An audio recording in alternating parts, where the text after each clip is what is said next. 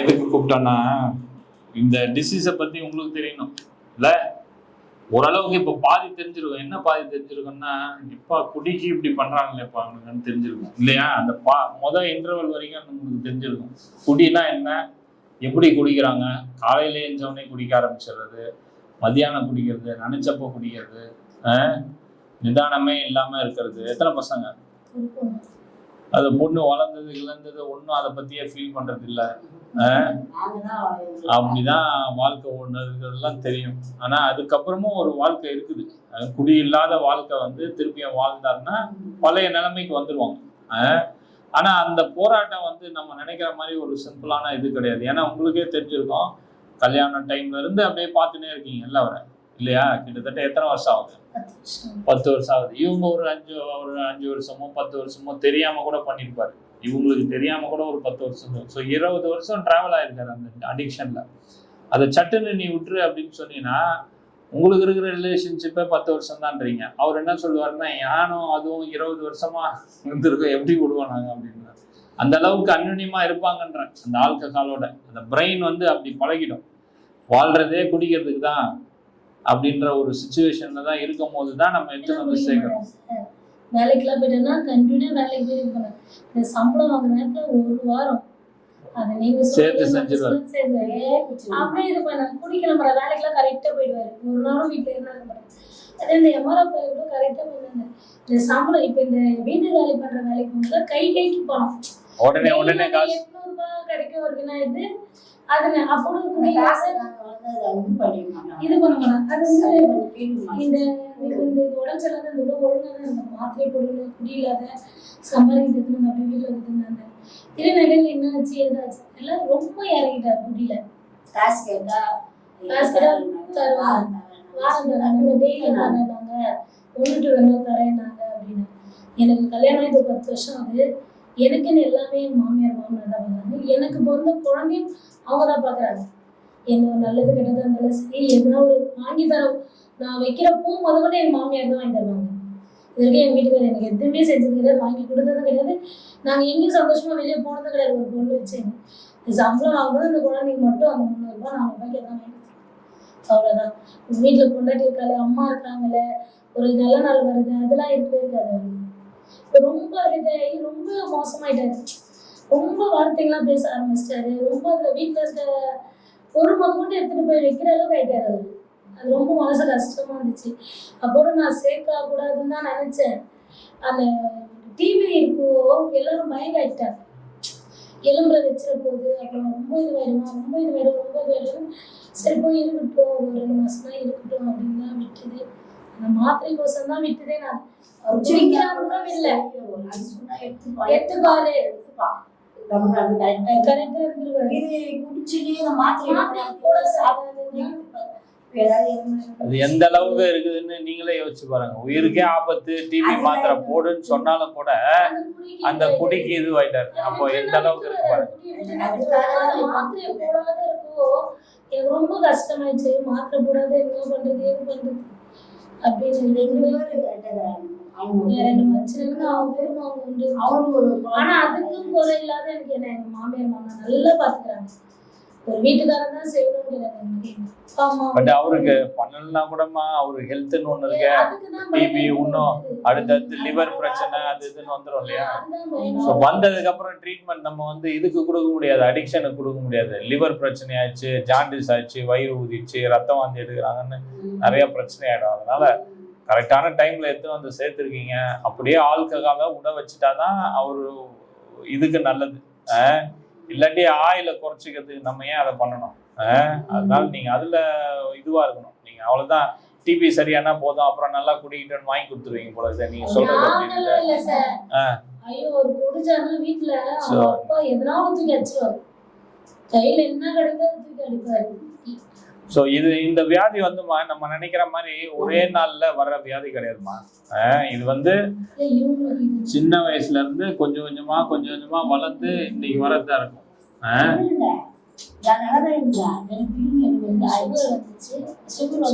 கர்ப்பப்பையில கட்டி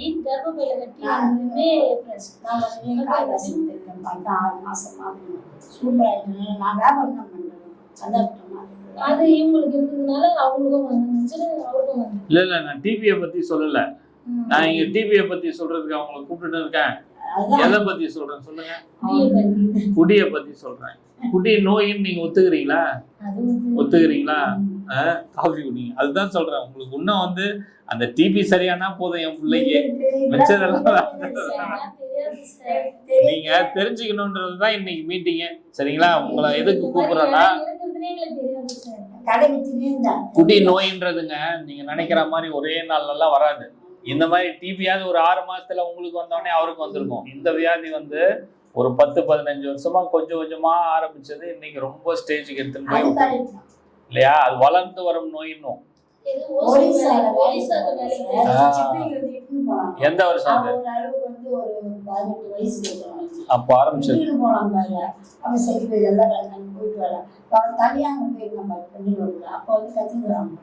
அப்புறமா வீட்டுக்கு வந்துட்டாங்க. நமக்கு அன்னைக்கெல்லாம் ஒரு பிரச்சனையா தெரிஞ்சிருக்காதுமா. ஊர்ல எல்லாரும் குடிக்கிறாங்க, கொஞ்சம் குடிக்கிறான், வேலைக்கு போறான் வரான் அப்படின்னு சொல்லிட்டு ஒரு ஜாலியா போயிடும். ஆனா என்னைக்கு நமக்கு பிரச்சனைன்னு தெரியுதுன்னா, வீட்டுல இருக்கிறதெல்லாம் எடுத்துறாரு, எப்போ பார்த்தாலும் குடிச்சுன்னு இருக்காரு. ஒரு ஒரு வித்தியாசமா நமக்கு தெரியும். மத்த குடிக்கிறதோட இவங்களோட பார்த்தா வித்தியாசமா தெரியும்.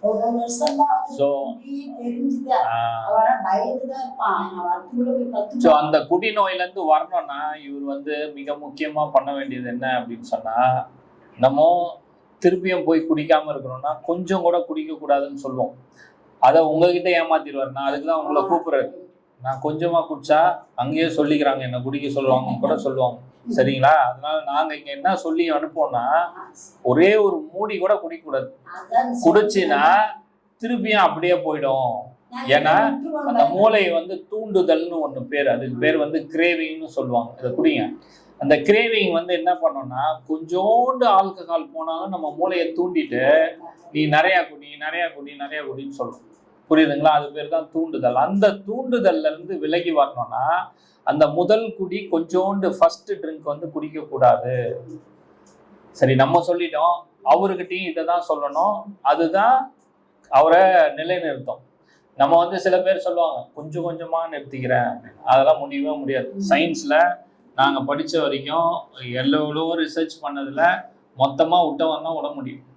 கொஞ்சமா குடிச்சிக்கிற விடுறேன்னு சொல்றவன்லாம் சும்மா விடவே முடியாது. அப்படியே குடிச்சிக்கினே இருக்க வேண்டியதுதான். கதை வேணா சொல்லிக்கலாம் உங்ககிட்ட, நான் இன்னைக்கு இவ்வளவுதான் குடிச்சேன் அப்படின்னு. அதனால நீங்க நல்லா ஞாபகம் வச்சுக்கணும்.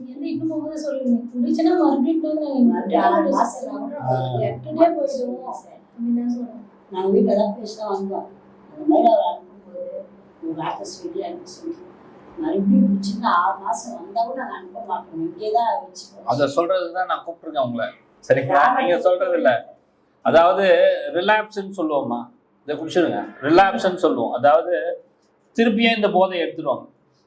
நாங்க இப்போ ஒரு 100 பேரை டிஸ்சார்ஜ் பண்றோம்னு வச்சுக்கோங்களேன். ஆல்கஹால் எடுக்கிற அடிக்ஷன்ல இருக்கிற நோயில இருக்கிறவங்கள 100 பேரை டிஸ்சார்ஜ் பண்றோம்னு வச்சுக்கோங்க.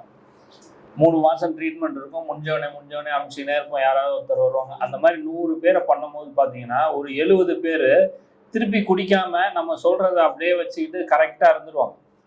ஆனா ஒரு 30% பேர்ல என்ன ஆகும்னா, அது அதிகமான பர்சன்டேஜ் தான் திருப்பியும் போய் குடிச்சிருவாங்க. அது பேர் தான் ரிலாப்ஸ்ன்னு.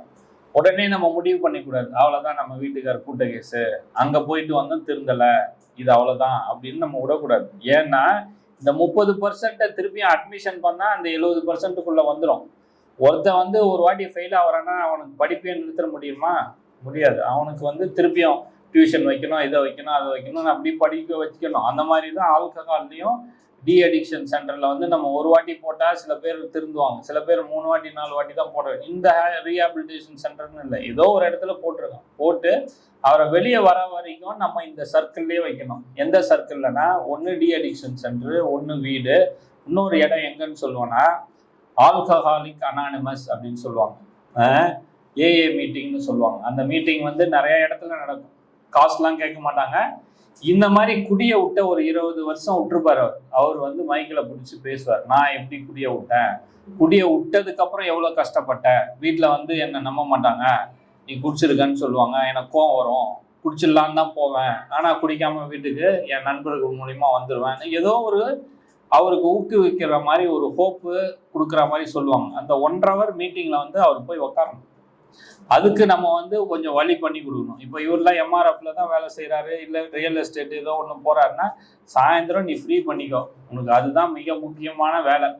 நீ வந்து ஒரு 7:30 மணிக்கு அங்கே மீட்டிங் போயிட்டு ஒரு 9 மணிக்கு வீட்டுக்கு வந்து சேருன்னு சொல்லி அவர் அந்த மீட்டிங் போகிறாரான்னு பார்த்துக்கணும். அந்த மீட்டிங் லிஸ்ட்டும் உங்களுக்கு கொடுப்பாங்க.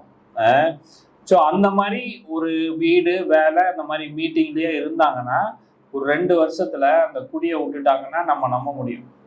அதுக்கு நடுவில் வந்து ஏதாவது ஆயிடுமோ, ரிலாப்ஸ் ஆயிடுமோன்ற பயம்லாம் பர்சன்டேஜ் இருக்க தான் செய்யும். அதுக்கு தான் இந்த மாதிரி மீட்டிங் போக சொல்றது. சில பேருக்கு மாத்திரையும் நாங்கள் கொடுத்து அனுப்பிச்சிடுவோம். ஒரு 6 மாசத்துக்கு மாத்திரை எதுக்கு கொடுப்போம்னா, இப்போ நம்ம வீட்டில் பார்த்தீங்கன்னா காம்பவுண்ட் ஷவர்னு ஒன்று இருக்கும். காம்பவுண்ட் ஷவர் போடுறதுனால திருட வராமல் இருப்பானா? எதிரி உச்சி வரதான் செய்வான். அந்த மாதிரி இந்த மாத்திரை போடுறதுனால அவர் வந்து குடிக்காம இருப்பாருன்னு சொல்ல முடியாது. ஆனா இது அவர்கிட்ட என்ன சொல்லி அனுப்புவோம்னா, உண்மையிலேயே நீ இதை போட்டுட்டு குடிச்சின்னா வாந்தி வரும், நெஞ்செல்லாம் படபடக்குன்னு வந்துடும். அதனால இந்த மாத்திரையை காலையில உங்க வீட்டுக்காரம்மா அம்மா யாராவது ஒருத்தர் எடுத்து கொடுத்தா மாத்திரையை போட்டுருந்தா நீ வேலைக்கு போகணும், இதுக்கு சம்மதமா சைன் போடுன்னு சொல்லி தான் அனுப்பிவிடுவோம். அதை நீங்க 6 மாசம் போடுறாரான்னு பார்த்துங்க. இப்படி போட்டுட்டு அப்படி தூக்கி போட்டு போயிடுவாரு சில நேரம். அது போடுறாரான்னு பார்த்துங்க. அது போடுறதுனால நம்ம ஒரு 6 மாசம் அவரை எப்படி கண்காணிக்கலாம்னா, நமக்கு தெரியாம குடிச்சாருன்னா வாந்தி ஓவரா வரும். அப்போ திருப்பியும் ஏதாவது ஒரு ஹாஸ்பிட்டலில் போய் இந்த மாதிரி மாத்திரை போட்டுனுக்கிறாருன்னா அவங்க ஊசி ட்ரிப்ஸை போடுவாங்க. அதுக்கப்புறம் இங்கே கவுன்சிலர்கிட்டயோ இல்லை அங்கே ஏஏ மீட்டிங் பண்ணுறாங்க இல்லையா, அந்த நண்பர்கள்கிட்டயோ சொல்லி திருப்பியும் குடிச்சிடாருப்பா, இவரை கரெக்டாக பார்த்துக்கோங்கன்னு சொல்லி விட்டோன்னா அவர் திருப்பியும் மீட்டிங் போகிறது, திருப்பியும் குடி இல்லாமல் இருக்கிறது இருக்கும். அதனால அப்படியே விட்டுறக்கூடாது. நம்ம குடிச்சா நமக்கு அவ்வளோதான் வேலையாகாது அப்படின்னு விட்டுறக்கூடாது. அதனால நீங்கள் தெரிஞ்சுக்கணுன்றது தான் இதெல்லாம் கூப்பிட்டு சொல்கிறது. சரிங்களா? இன்னைக்கு வியாபாரத்துக்கு போகல நீங்கள்,